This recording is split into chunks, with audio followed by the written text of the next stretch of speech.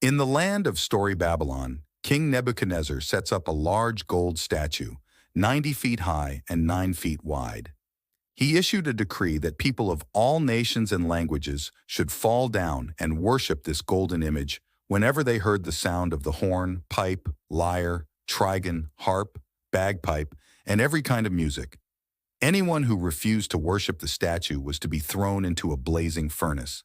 Shadrach, Meshach, and Abednego, who were high-ranking officials in Babylon, chose not to bow down to the image, adhering to their Jewish faith, which forbids idol worship.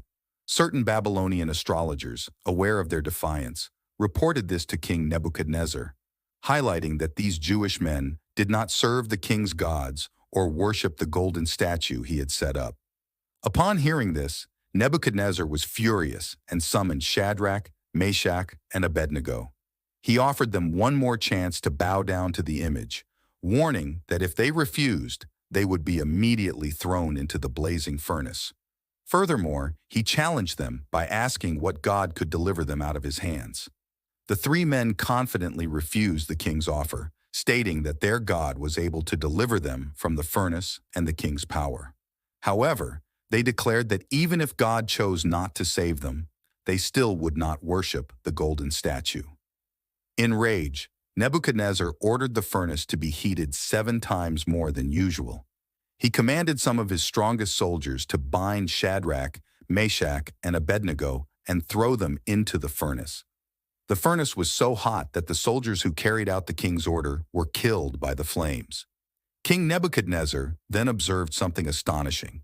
Instead of 3 men, there were 4 men, unbound and unharmed, walking around in the fire.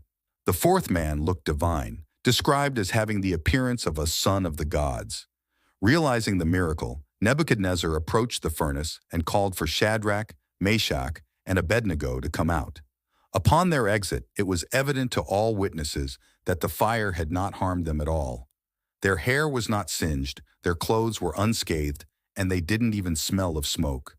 Nebuchadnezzar then made a decree that anyone who spoke against the God of Shadrach, Meshach, and Abednego would be cut into pieces and their houses turned into piles of rubble, for no other god could save in this manner.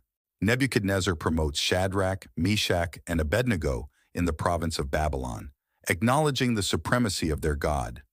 This story from Daniel chapter 3 teaches demonstration of faith, an example of unwavering faith in the face of extreme trials, loyalty, God's sovereignty, and divine deliverance.